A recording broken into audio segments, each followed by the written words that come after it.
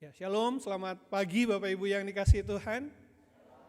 Ya, kita mengucap syukur jikalau pada pagi hari ini ada satu kesempatan lagi bagi kita untuk mendengarkan firman Tuhan.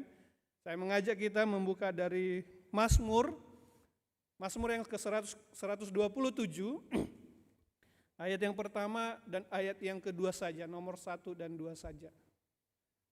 Mazmur 127.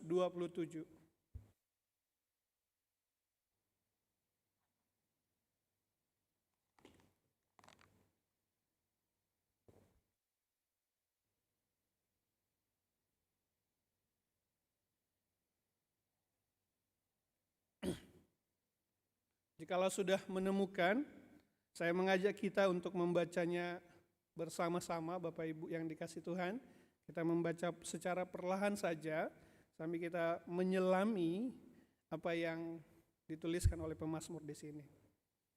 3, 2, 1. Nyanyian Ziarah Salomo. Jikalau bukan Tuhan yang membangun rumah, sia-sialah usaha orang yang membangunnya.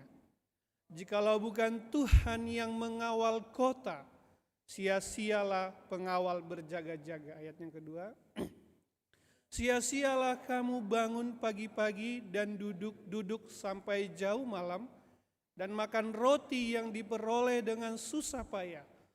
Sebab ia memberikannya kepada yang dicintainya pada waktu tidur. Ya Bapak kasih Tuhan, sedemikian jauh kebenaran firman Tuhan, yang berbahagia ialah kita yang membaca, kita yang merenungkan, dan kita yang berjuang menghidupi kebenaran firman Tuhan di dalam hidup kita hari demi hari. Bapak kasih Tuhan, suatu hari ada seorang hamba Tuhan, ia mengunjungi jemaatnya. Rasanya jemaat ini sudah lama sekali tidak beribadah. Kemudian si hamba Tuhan ini mengunjungi dia mau tahu kenapa sih orang ini udah lama tidak ibadah begitu ya. Nah ternyata memang jemaat ini adalah seorang pengusaha yang cukup sukses. Bisnisnya cukup berkembang dengan sangat pesat dan dia mendapatkan penghasilan yang lumayan tinggi. Suami dan istri di dalam rumah itu bekerja dengan sangat keras. Nah kemudian si hamba Tuhan ini masuk ke tempat, ya ketemu dengan orang tersebut, si jemaat ini, yang menanyakan kabar. Dan ketika ditanyakan kabar dengan jemaat ini, si jemaat ini mendesah sangat panjang. Dia berkata begini, pastor, dia menyebut hamba Tuhan itu sebagai pastor. Saya sendiri kadang bingung dengan hidup saya, katanya begitu. Bisnis saya memang lancar. Usahanya bagus, penghasilannya lumayan. Tapi hubungan dengan istri dan hubungan dengan anak-anak itu rasanya semakin hari sepertinya semakin jauh saja. Semakin renggang. Karena saya sibuk bekerja, jadi ya memang hanya sesekali ketemu dengan anak-anak. Setiap pagi buru-buru pergi kerja, diburu-buru oleh waktu, kemudian ketika pulang di rumah, kadang-kadang saya masih bawa kerjaan ke rumah. Jadi memang gak ada waktu untuk bicara dan ngobrol. Bahkan bukan hanya dengan anak-anak, dengan istri juga begitu. Kami gak pernah makan bersama, jarang ngobrol bareng, jarang kumpul. Apalagi mau ngajak mereka ke gereja. Setiap hari saya ada urusan rapat, urusan kantor, perjalanan bisnis, dan lain sebagainya. Nah kasih Tuhan, sang jemaat ini mengaku meskipun secara materi ia berkecukupan, namun ia merasa ada yang hilang di dalam hidupnya. Hubungan dengan istri anaknya menjadi renggang karena pekerjaan yang tak pernah habisnya gitu ya. Malam-malam ketika dia pulang, dia disibukkan dengan berbagai pekerjaan, dia tidak berjumpa dengan anaknya. Dan jikalaupun berjumpa, kadang-kadang mereka sibuk dengan gadgetnya masing-masing. Nah kasih Tuhan ketika ditanya, si hamba Tuhan itu kemudian nanya, lalu bagaimana dengan kerohanian Bapak? Nah kemudian itulah Pak Pastor. Dulu saya memang rajin ke gereja ya. Tapi ya bulan-bulan ini saya merasa Tuhan itu semakin jauh. Tuhan itu kayaknya seperti semakin jauh di dalam hidup saya. Saya ini sih terlalu sibuk untuk mengejar karir dan mengejar materi. Dan memang saya sering lupa. Bahkan bukan hanya lupa, kadang ingat, tapi saya mengabaikan hubungan dengan Dia. Nah, baik kasih Tuhan, satu pertanyaan, baik kasih Tuhan. Orang ini hidupnya secara berkecukupan, ya, secara materi oke. Tetapi kita melihat ada yang hilang di dalam hidupnya. Bukankah, baik kasih Tuhan, kesuksesan dunia seharusnya membuat dia tidak merasa kehilangan, baik kasih Tuhan. Dia seharusnya puas dengan hidupnya. Tetapi seringkali, baik kasih Tuhan, kita melihat orang yang mengejar dunia ini dengan sedemikian rupa sampai mengabaikan banyak hal. Mengabaikan keluarga, mengabaikan istri anak, mengabaikan Tuhan. Seringkali ada yang tidak puas di dalam hidupnya. Kenyataannya, Bapak kasih Tuhan, tidak ada yang bisa memuaskan hati dan pikiran kita selain Tuhan. Nah, Bapak kasih Tuhan, apa yang dialami oleh jemaat ini bisa dialami oleh siapa saja. Bahkan itu bisa dialami oleh kita. Tetapi mungkin di dalam konteks yang berbeda-beda. Kita bisa mengabaikan, kita bisa melupakan Tuhan di dalam hidup kita karena hobi. Kita bisa mengabaikan dia, melupakan dia, kita merasa enggak perlu, hobi saya lebih penting begitu ya. Kita bisa mengabaikan hubungan kita dengan Tuhan karena pekerjaan. Tentu saja pekerjaan penting, tetapi kita tetap harus memprioritaskan Tuhan dalam hidup kita. Kita bisa mengabaikan Tuhan karena pasangan, kita mengabaikan Tuhan karena pendidikan dan lain sebagainya, kasih Tuhan. Nah, kasih Tuhan, sesungguhnya Tuhan tidak mau kita mengabaikan Dia di dalam hidup kita. Justru lebih jauh daripada itu, Tuhan menginginkan kita untuk menjadikan Dia yang utama. Tuhan menginginkan kita menjadikan Dia yang prioritas di dalam kehidupan kita. Di dalam hal apapun itu, baik kasih Tuhan.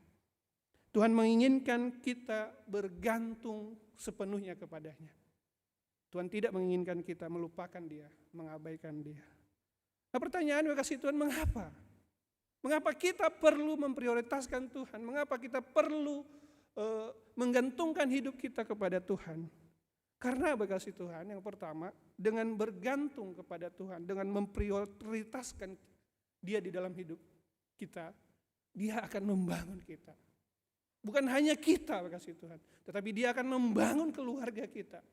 Dia akan membangun komunitas kita. Di ayat yang pertama, firman Tuhan mengatakan begini, jikalau bukan Tuhan yang membangun rumah, sia-sialah usaha orang yang membangunnya. Makasih Tuhan, salah satu kebutuhan pokok manusia itu adalah ya ada sandang, papan, pangan gitu ya. Salah satunya adalah papan. Salah satu kebutuhan kita adalah rumah. Kita membutuhkan rumah. Rumah itu menjadi tempat kita bernaung dari hujan dan panas. Rumah menjadi tempat kita berlindung. Rumah menjadi tempat kita bercengkrama dengan keluarga, kasih Tuhan. Ketika pemazmur mengatakan membangun rumah, ini tidak hanya berarti rumah secara fisik atau rumah secara gedung. Tidak, kasih Tuhan. Tetapi membangun rumah di sini, ini artinya membangun orang-orang yang ada di dalam rumah. Siapa orang-orang yang ada di dalam rumah, kasih Tuhan? Ada individu-individu di sana. Ada orang tua, ada suami, ada istri, ada anak-anak. Jadi ketika dia berkata, pemazmur berkata membangun rumah, itu artinya membangun keluarga, kasih Tuhan. Jika kita ingin membangun rumah secara fisik, ya kita tahu dengan jelas apa yang kita butuhkan. Kita butuh pasir, kita butuh semen, kita butuh besi, batu bata, dan semua bahan-bahan bangunan. Kita butuh mungkin tukang dan lain sebagainya.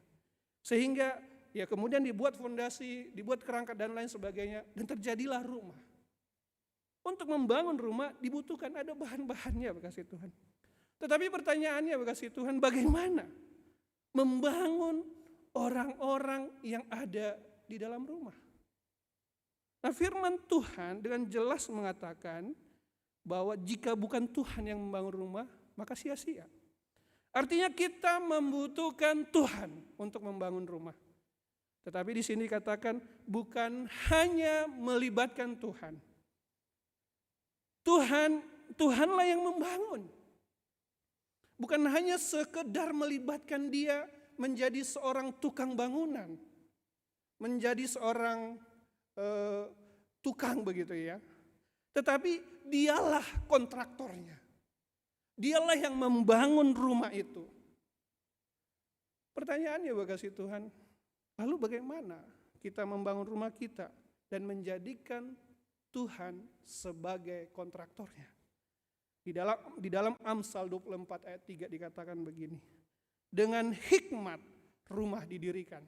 Atau dalam terjemahan lain dikatakan bahwa rumah tangga atau keluarga dibangun dengan hikmat.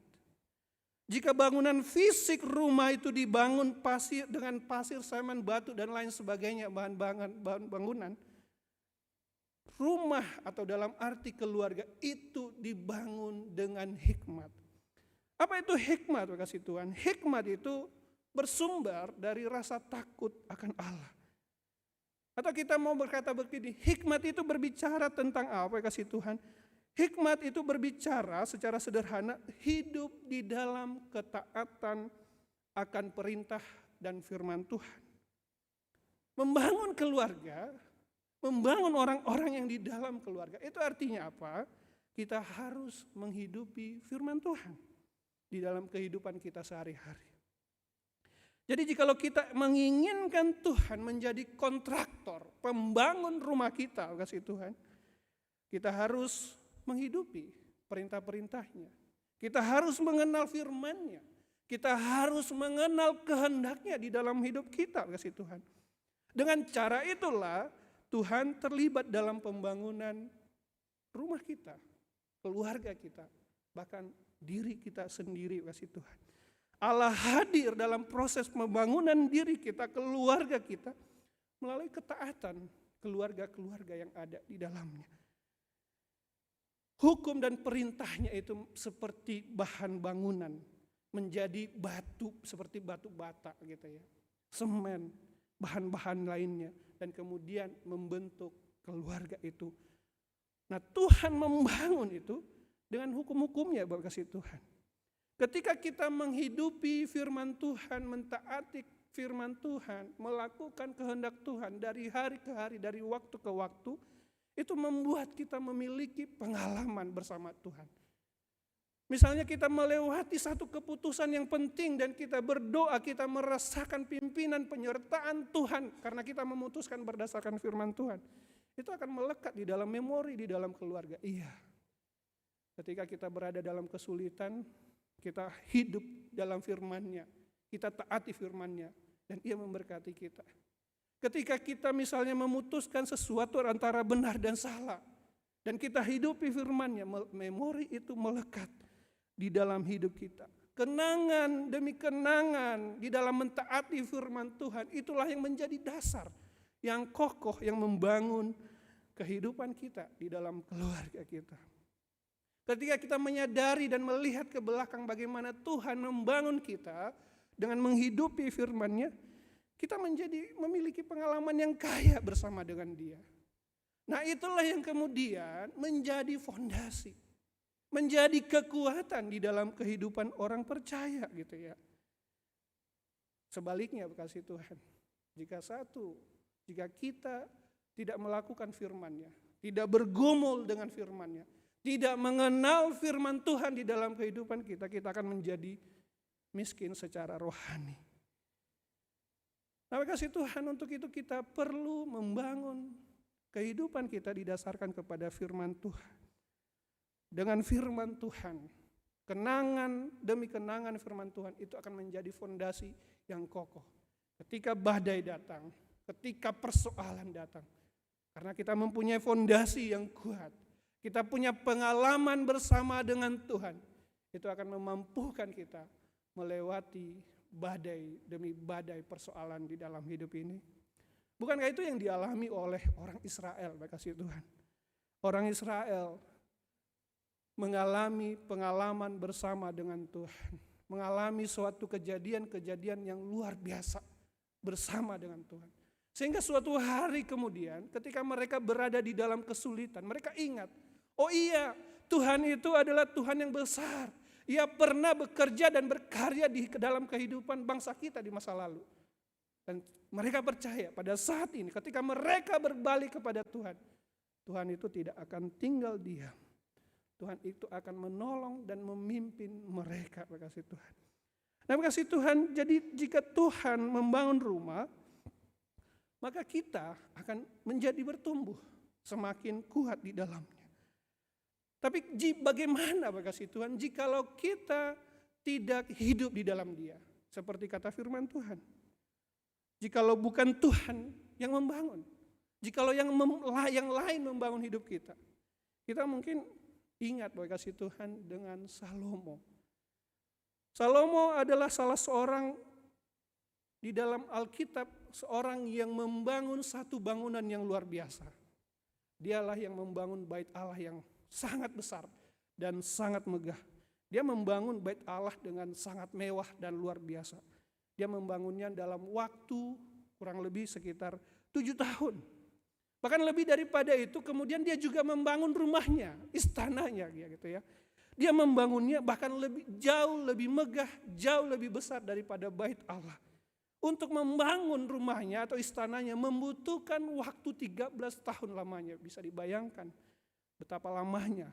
Bahkan ia menggunakan sekitar 666 talenta emas atau sekitar 23, tapi itu hanya untuk bagian yang kecil-kecil saja. Ada banyak bahan-bahan bangunan yang berkualitas diperiksa secara detail, kayu aras dan lain sebagainya. Semua itu digunakan untuk membangun rumah Salomo, kasih Tuhan. Rumahnya sangat megah dan luar biasa. Bahkan selain itu, kasih Tuhan, ia bukan hanya seorang ahli bangunan juga. Ia juga firman Tuhan mengatakan bahwa ia adalah seorang yang berhikmat. Tetapi satu yang menjadi pertanyaannya, kasih Tuhan, apakah Salomo membangun hidupnya? Apakah Salomo membangun keluarganya dengan hikmat Tuhan? Apakah ia menghidupi dan mentaati firman Tuhan? Kasih Tuhan, Tuhan itu pernah memberikan peringatan kepada Salomo begini. Tetapi jika kamu ini dan anak-anakmu berbalik daripadaku dan tidak berpegang pada segala perintah dan ketetapan yang telah kuberikan kepadamu dan pergi beribadah kepada Allah lain dan bersujud menyembah kepadanya, maka aku akan melenyapkan orang Israel dari atas tanah yang telah kuberikan kepada mereka, dan rumah yang telah kukuduskan bagi namaku itu akan kubuang dari hadapanku. Maka Israel akan menjadi kiasan dan sindiran di antara segala bangsa. Tapi kasih Tuhan, di dalam perjalanan kehidupan Salomo selanjutnya kita tahu, kasih Tuhan, apa akhir kisahnya. Salomo tidak mengerjakan dan mentaati firman Tuhan. Ia boleh cakap membangun bait Allah. Ia boleh cakap membangun istananya 7 dan 13 tahun tadi. Tetapi ia gagal membangun kehidupan rohani keluarganya. Hikmat tidak ada gunanya jika tidak disertai dengan ketaatan. Pengenalan dan pengetahuan akan firman Tuhan itu tidak ada gunanya, kasih Tuhan, jikalau kita tidak menghidupinya di dalam kehidupan kita selanjutnya, dalam kehidupan kita. Salomo dikatakan orang berhikmat, orang bijaksana dan orang pintar. Tetapi dikatakan bahwa dia juga dikatakan jahat. Karena apa? Karena dia dengan sengaja melanggar perintah Tuhan. Ia menikah dengan perempuan asing, itu melanggar perintah Tuhan. Dan perempuan asing itu kemudian mencondongkan hatinya. Dan akhirnya apa, kasih Tuhan? Allah murka dan menghukum Salomo. Salomo gagal kasih Tuhan, sekalipun ia berhikmat, sekalipun ia ahli membangun rumahnya, tetapi ia gagal di dalam menghidupi perintah Tuhan dan melakukannya. Jadi jikalau bukan Tuhan yang membangun rumah, sia-sia usaha, betul kasih Tuhan. Dan itulah yang dialami oleh Salomo kasih Tuhan. Dia boleh sukses dalam beberapa banyak hal, tetapi di hadapan Tuhan, ia adalah seorang yang gagal.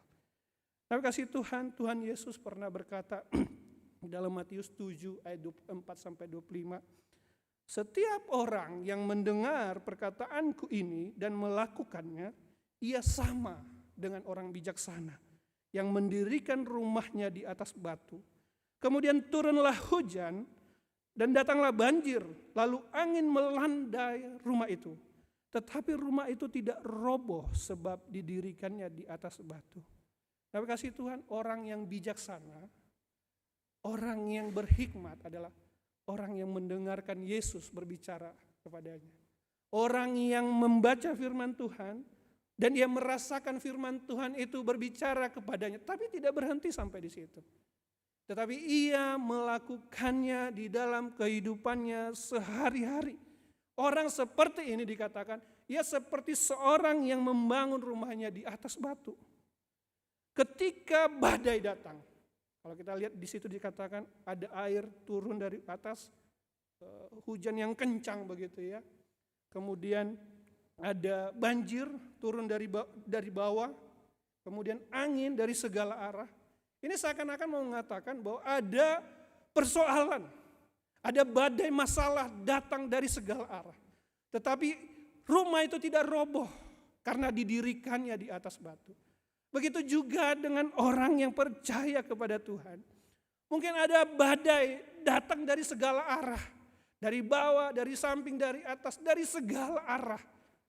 Tetapi ketika ia mendasarkan hidupnya kepada firman Tuhan, dan ia melakukannya di dalam kehidupan sehari-hari, ia tetap berdiri teguh. Ia tetap berdiri kokoh. Tetapi jikalau tidak, wahai Tuhan, firman Tuhan mengatakan bahwa jikalau tidak, berarti ia bukan orang bijaksana. Dikatakan ia seperti orang bodoh. Ia hanya mendengar dan tidak melakukannya ketika hujan datang, badai datang, angin datang, robohlah rumah itu. Maka kasih Tuhan, maukah kita datang kepada Tuhan dan menyandarkan diri kepadanya dan melakukan firman-Nya, sehingga kita kokoh di dalam kehidupan kita hari demi hari. Suatu hari kasih Tuhan ada satu pasangan suami istri. Mereka ini sudah menikah kurang lebih selama 15 tahun. Ya pada awalnya kehidupan mereka itu luar biasa sibuk gitu ya. Mereka banyak hal yang mereka ingin capai gitu ya. Dan karena itu mereka sibuk luar biasa mengejar karir, mengumpulkan harta, menikmati gaya hidup. Hidup mereka seringkali terburu-buru. Terkadang tidak ada lagi waktu menikmati kebersamaan dengan keluarga. Mereka mengejar materi sedemikian rupa sampai mengabaikan keluarga, mengabaikan waktu berkualitas dengan anak-anak, bahkan mengabaikan kehidupan rohani. Singkat cerita kasih Tuhan, suatu hari suaminya ketika dalam perjalanan tiba-tiba kecelakaan kasih Tuhan. Dan sehingga ia harus dirawat di rumah sakit. Di saat-saat itulah, di saat-saat sakit itulah, keluarga mereka kemudian merasakan kebersamaan begitu ya. Selama ini mereka sudah melewati berbagai hal selama 15 tahun, tetapi tanpa keterikatan dengan keluarga. Di waktu kecelakaan itu mereka merasakan sesuatu yang lain. Selain itu, mereka juga menyadari betapa rapuhnya hidup ini. Betapa seseorang bisa meninggal dan pergi begitu saja. Dan mungkin akan meninggal, tidak meninggalkan kenangan apa-apa selain ya dia bekerja keras dan lain sebagainya. Di rumah sakit itu kemudian mereka menyadari, mereka menyusun kembali prioritas mereka. Ya betul, tetap perlu bekerja keras, tetapi mereka perlu membangun relasi satu dengan yang lain, suami dan istri. Mereka tetap juga Lebih penting daripada itu, mereka kembali perlu memprioritaskan hidup mereka yang selama ini mereka abaikan. Dan berkasih Tuhan, setelah itu mereka kemudian perlahan-lahan membangun relasi dengan Tuhan, membangun persekutuan dengan Tuhan. Mereka menempatkan Tuhan sebagai pusat dan fondasi dalam kehidupan mereka. Rajin beribadah, membaca firman Tuhan, membangun waktu berkualitas dengan anak-anak. Meskipun kehidupan mereka tidak sehebat dulu, tetapi tetap berkecukupan. Kehidupan keluarga ini kemudian dipenuhi dengan sukacita, damai. Anak-anak bertumbuh menjadi anak-anak yang memiliki relasi dengan keluarga. Bahkan hubungan suami istri menjadi juga terpulihkan. Tapi kasih Tuhan, firman Tuhan ini kembali mengingatkan kita bahwa kita perlu menempatkan Tuhan dalam kehidupan kita. Menempatkan Dia sebagai kontraktor di dalam hidup kita. Artinya kita perlu menjadikan Dia, firman-Nya itu, hidup di dalam hati kita. Bagaimana firman-Nya bisa hidup di dalam hati kita? Kita baca firman-Nya, kita merenungkan firman-Nya. Tapi tidak hanya berhenti sampai di situ. Kita hidup melakukan firman Tuhan hari demi hari. Yang kedua, kasih Tuhan, jikalau kita bergantung dan memprioritaskan Tuhan di dalam kehidupan kita, Ia akan memberikan rasa aman dan rasa tenang. Firman Tuhan mengatakan, jikalau bukan Tuhan yang mengawal kota, sia-sialah pengawal berjaga-jaga. Pada bagian ini sekali lagi firman Tuhan mengatakan bahwa Tuhan itu bukan hanya pembantu pengawal kota, tetapi Ialah yang menjadi pengawal kota, Ialah yang menjadi aktor utama dari pengawal kota itu atau penjaga kota. Bapak kasih Tuhan, pada masa itu, pada zaman dulu, rasa aman orang-orang itu diatur atau dibangun dari apa? Dari penjagaan kota. Dulu kan ada situasi perang ya Bapak kasih Tuhan. Sekonyong-konyong musuh bisa tiba-tiba datang. Jadi peran dari pengawal kota itu sangat berguna gitu ya. Untuk mengatur, untuk memberitahukan, dan untuk melawan serangan-serangan yang ada dari luar. Saya kalau membayangkannya itu kayak Iron Dome ya sekarang ini. Mungkin Bapak Ibu tahu itu Iron Dome. Jadi Iron Dome itu adalah sistem yang dibangun oleh Israel untuk melindungi warganya. Jadi kalau Israel itu kan kita tahu ya, ada tiba-tiba nanti dari negara sebelah itu meluncurkan roket. Nah, Iron Dome ini nanti tiba-tiba akan aktif, nyala untuk menembakkan roket itu di atas. Supaya roket itu tidak jatuh sampai ke bawah. Nah, Iron Dome ini memberikan rasa aman. Jadi sekalipun orang Israel berada di tengah-tengah kepungan musuh yang sering kali gitu ya, yang sering kali menginginkan kebinasaan mereka, tetapi mereka meletakkan rasa amannya di Iron Dome. Mereka tetap ya, kalau kita sering kali kita lihat roket itu bermunculan datang begitu ya, tapi mereka masih biasa aja karena mereka percaya kepada Iron Dome itu. Nah, kasih Tuhan, pengawal kota juga seperti itu pada zaman dulu. Jikalau tiba-tiba musuh datang, pengawal yang kuat akan menjaga kota itu dengan baik, kasih Tuhan. Tapi kasih Tuhan, penjaga kota atau manusia gitu ya bisa lengah. Ada keterbatasan. Kemudian juga Iron Dome sendiri pun tidak 100% begitu ya, bisa menghalau roket. Iron Dome bisa jebol, pengawal bisa lengah. Nah, kasih Tuhan, tembok besar Cina di Tiongkok gitu ya dibangun untuk mempertahankan penjajahan dari luar. Tembok besar itu tingginya tembok ini memiliki panjang sekitar 4.000 mil dan tinggi sekitar lebih dari 20 kaki. Nah, tembok ini adalah tembok yang bagus begitu ya. Tetapi ternyata menurut sejarah begitu ya, ternyata ada saja celah yang bisa dimanfaatkan. Bukan karena temboknya, tetapi karena pengawalnya bisa lengah.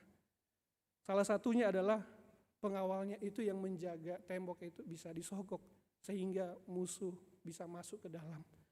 Nah, kasih Tuhan, ketika kita menempatkan rasa aman kita di tempat yang salah, sepertinya tadi kepada manusia, kepada teknologi, kita bisa kecewa. Karena teknologi maupun manusia seringkali juga memiliki keterbatasan. Nah, pembangunan rasa aman harusnya ditempatkan bukan kepada itu gitu ya. Pembangunan rasa aman di dalam kehidupan kita harusnya ditempatkan kepada Allah.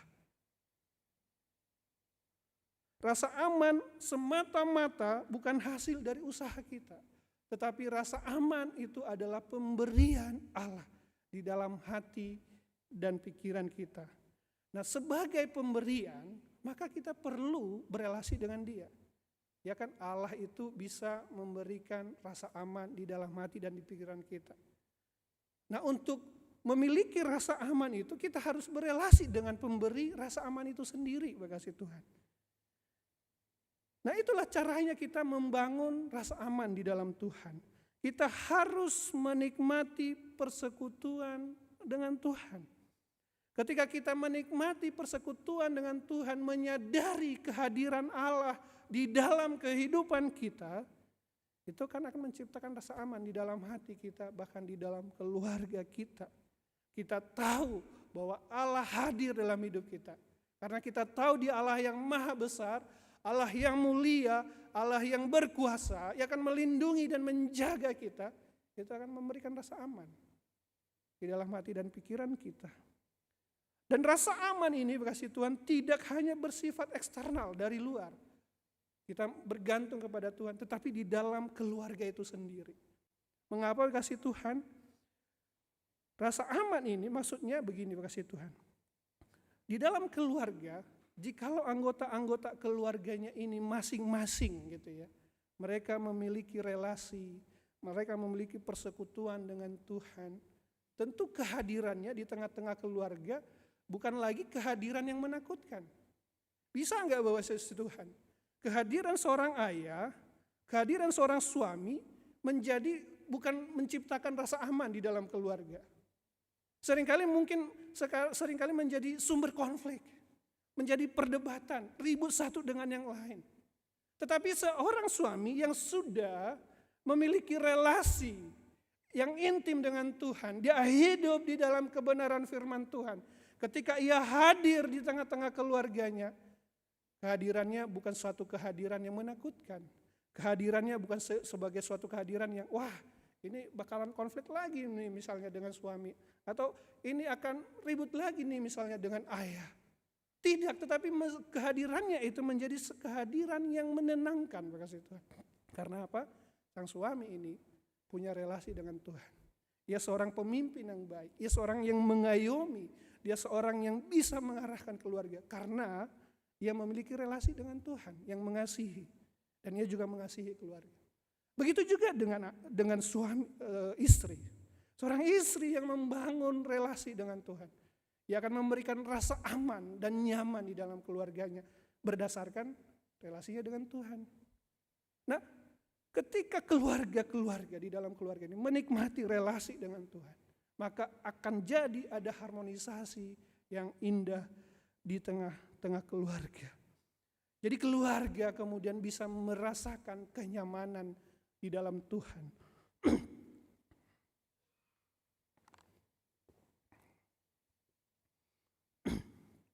Lebih jauh Bapak kasih Tuhan, firman Tuhan mengatakan begini. Sia-sialah kamu bangun pagi-pagi dan duduk-duduk sampai jauh malam. Dan makan roti yang diperoleh dengan susah payah. Sebab ia memberikan kepada yang dicintainya pada waktu tidur. Nah, kata bangun pagi-pagi ini menunjukkan seseorang yang sangat-sangat bekerja keras. Dia bangun pagi lebih awal mungkin dari semua. Kemudian dikatakan di sana, dia duduk-duduk sampai jauh malam. Ini menjelaskan ia tidak hanya bangun terlebih awal, bahkan ketika tidur pun, dia tidur paling larut malam. Tampaknya tidak memiliki istirahat yang cukup. Makan roti yang diperolehnya dengan susah payah. Ini menggambarkan satu perjuangan yang melelahkan untuk memperoleh penghasilan begitu ya. tetapi tanpa keseimbangan hidup. Nah, kasih Tuhan, terkadang ada orang yang bekerja terlalu keras luar biasa. Tetapi dia bekerja terlalu keras, sebenarnya itu muncul dari kekhawatiran akan kehidupannya. Nah, karena kekhawatiran akan kehidupannya, dia hanya fokus kepada itu. Sehingga ia mengabaikan yang lain tadi. Mengabaikan kesehatan. Makanya dia tidur terlalu larut, mengabaikan relasi dengan keluarga, bahkan mengabaikan Allah. Rasa khawatir dan gelisah itu muncul karena dia tidak mempercayai bahwa Allah akan memelihara orang yang ia kasihi. Ia tidak mempercayai bahwa Allah akan memberikan kecukupan kepada orang yang bekerja dan mencari nafkah dan bergantung kepada dia. Nah, kasih Tuhan, hal ini tidak berarti kita tidak perlu bekerja. Tentu saja kasih Tuhan, kita perlu bekerja untuk menghidupi kehidupan kita sehari-hari. Nah, di sini kalau kita perhatikan ada dua ekstrim yang perlu kita hindari. Yang pertama, jangan berusaha mencoba melakukannya semuanya sendiri. Artinya kita tidak merasa butuh Tuhan. Saya nggak butuh Tuhan dalam hidup ini, saya perlu melakukan semuanya diri saya sendiri gitu ya. Atau juga yang kedua, jangan mengharapkan Tuhan melakukan semuanya. Ya, kalau kita berharap Tuhan melakukan semuanya, itu artinya kita tidak melakukan apa-apa. Kita tidak bekerja. Oh iya, Tuhan nanti tiba-tiba akan kasih rezeki. Ya saya nggak perlu bekerja, ngapain begitu. Nah, ini pun salah kasih Tuhan. Jadi ada dua hal ekstrim di sini. Yang pertama, jangan mengabaikan Tuhan. Dan yang kedua, jangan mengharapkan Tuhan mengerjakan segala sesuatunya. Dan yang lagi kasih Tuhan, jangan menjadi seorang workaholic atau seorang yang kecanduan bekerja. Tapi di sisi lain juga jangan menjadi orang yang shirkaholic atau seorang pemalas kasih Tuhan. Tidak ada salahnya dengan membangun atau bekerja secara keras, tidak ada kasih Tuhan. Tetapi di sini persoalannya jangan melupakan Tuhan. Kita perlu bekerja keras, tetapi kita jangan mengabaikan Tuhan dalam kehidupan kita. Jangan mengabaikan kesehatan, jangan mengabaikan relasi dengan keluarga, jangan mengabaikan hal-hal yang lain. Kita perlu menjaga keseimbangan dari semua itu. Kasih Tuhan, pemazmur mengatakan, sebab ia memberikan kepada yang dicintainya pada waktu tidur. Apa yang ia berikan kepada yang dicintainya pada waktu tidur? Apakah Allah memberikan materi atau penghasilan? Atau apakah Allah memberikan tidur? Nah, kasih Tuhan di sini dikatakan bahwa Allah memberikan tidur gitu ya. Ketika tidur. Nah, seorang penafsir mengatakan bahwa tidur di sini itu memberikan satu kedamaian dan ketenangan. Jadi Allah memberikan tidur yang nyenyak, artinya Allah memberikan kedamaian dan ketenangan kepada orang yang bersandar dan bergantung kepadanya. Kasih Tuhan, seringkali seorang yang bekerja keras dari pagi sampai malam itu seringkali mengalami kesulitan tidur. Pikirannya seringkali masih dikuasai oleh pekerjaannya. Terkadang ada kekhawatiran yang muncul saat mau tidur, sehingga susah tidur, kasih Tuhan. Tetapi tidak demikian dengan orang-orang yang bergantung kepada Tuhan. Seorang yang bergantung kepada Tuhan, ia meyakini bahwa Allah akan memelihara, Allah akan memberkati kehidupannya.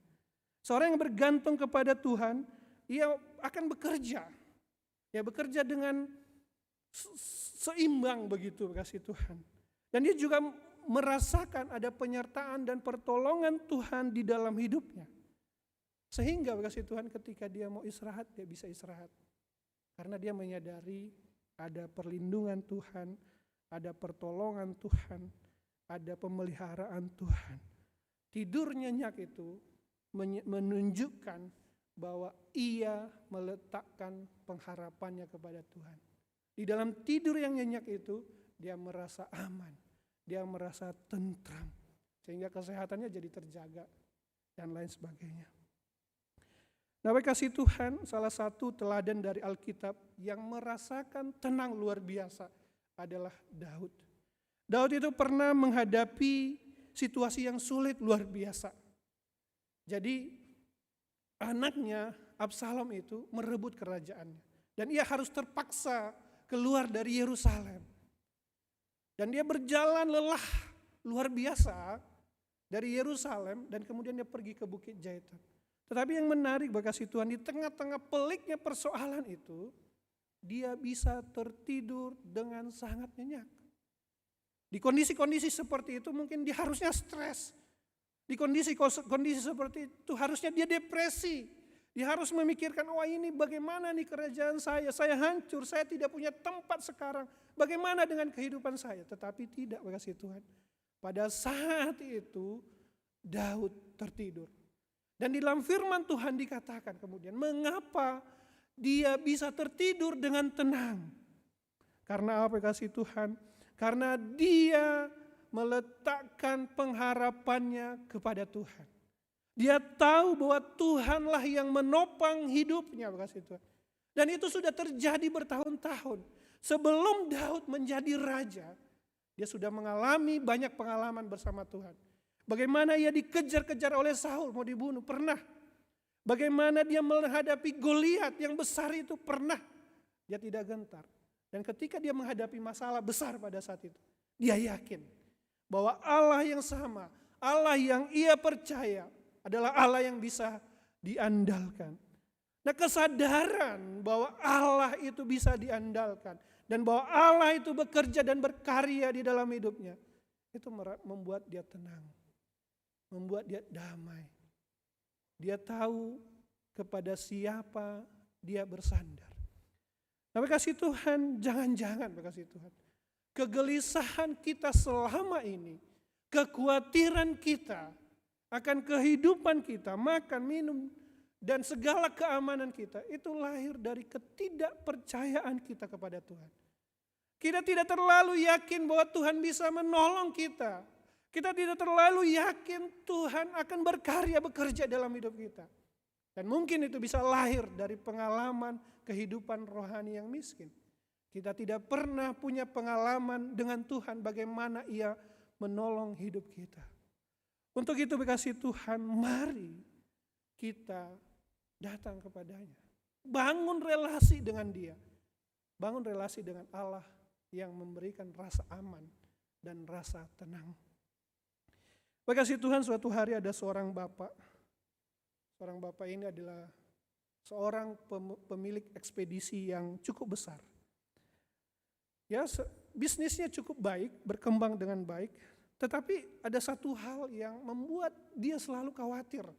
Kadang-kadang asam lambungnya suka naik begitu ya. Yaitu rasa aman, ancaman dari perampokan. Rasa aman dari kehilangan barang-barang atau kebakaran yang bisa terjadi sewaktu-waktu. Kebakaran ya bisa merusak asetnya dan bisa menghilangkan sesuatu. Itu membuat kalau dia mikirin itu tuh dia pusing setengah mati. Asam lambungnya naik, stres begitu ya. Hal-hal yang terburuk itu terpikirkan oleh menghantui pikirannya setiap saat. Sampai-sampai kadang-kadang dia nggak bisa tidur gitu ya. Nah, untuk mengamankan usahanya dia sudah melakukan banyak hal. Ia mengeluarkan biaya yang besar ya mempekerjakan keamanan, tapi itu pun dia takut juga. Bagaimana ya kalau pihak keamanannya ini nanti yang akan mencuri gitu, merampok. Dia bekerja sama dengan penjahat. Ya, dia udah dibuat asuransi juga sudah. Dia juga membuat CCTV yang canggih. Tapi rasa aman itu tetap nggak hilang, kasih Tuhan. Rasa tidak aman itu tetap nggak hilang. Selalu menghantui. Sampai suatu hari kemudian dia datang gereja dan dia membaca bagian firman Tuhan ini. Jikalau bukan Tuhan yang mengawal kota, sia-sialah pengawal berjaga-jaga. Dia tersentuh, oh iya, rasa aman itu bukan muncul dari kecanggihan teknologi. Rasa aman itu bukan muncul dari manusia dan lain sebagainya. Rasa aman itu muncul ketika kita meletakkannya kepada Tuhan. Nah, sejak itu dia kemudian mulai membangun relasi pribadinya dengan Tuhan. Dan mulai percaya bahwa ada tangan Allah, ada pemeliharaan Tuhan. Allah yang besar itu, Allah yang berkuasa itu, Dia akan memimpin anak-anak dan umatnya. Bahkan kecemasannya semakin lama semakin berkurang. Bahkan kali ini, makasih Tuhan, dia siap dengan kondisi yang terburuk, apapun yang terjadi. Sekalipun nanti misalnya dirampok, ya udah, gak apa-apa. Saya sudah mengupayakan segala hal. Tapi Tuhan mungkin bisa gantikan dan lain sebagainya. Beliau bersiap untuk kondisi yang terburuk. Dulu dia begitu takut, khawatir dengan yang terburuk. Tetapi ketika dia menikmati relasi dengan Tuhan, merasakan pimpinan penyertaan Tuhan, dia selalu siap untuk hal-hal yang terburuk. Keyakinan kepada Tuhan memberikan kekuatan kepadanya. Tapi kasih Tuhan, demikianlah dengan kita. Mungkin ada banyak hal yang kita khawatirkan, yang membuat kita tidak aman gitu. Masalah kesehatan, masalah keuangan, masalah relasi, masalah masa depan. Entah masa depan kita, masa depan anak-anak, masalah depan cucu-cucu kita, dan semuanya. Itu bisa membuat kita merasa tidak aman. Tapi kasih Tuhan, untuk itu saya mengundang kita untuk meletakkan rasa aman kita itu kepada Tuhan. Ia yang memberikan rasa aman yang sejati. Mari bangun fondasi hidup kita di dalam Dia. Percaya kepada pemeliharaan dan penyertaannya. Percaya bahwa Ia adalah Allah yang baik, Allah yang akan menopang kita. Sekalipun tidak berarti kita tidak melakukan hal-hal yang lain. Kita tetap perlu bekerja keras. Kita tetap mengupayakan hal-hal yang lain. Tapi kita perlu melibatkan Tuhan, menyertakan Tuhan dalam segala hal dalam hidup kita. Mari berkasih Tuhan, jangan melupakan Tuhan. Jangan mengabaikan Tuhan di dalam hidup kita. Mengapa kasih Tuhan? Karena dengan memprioritaskan relasi kita, dengan memprioritaskan hubungan kita dengan Tuhan, bergantung kepadanya, Ia akan membangun, menumbuhkan iman kita kepadanya. Ia akan memberikan rasa aman yang sejati. Maukah kita berkasih Tuhan untuk hidup di dalam ketaatan dengan firman-Nya? Maukah kita membangun relasi dengan Dia? Mari kita bangun itu di dalam Tuhan. Mari kita berdoa.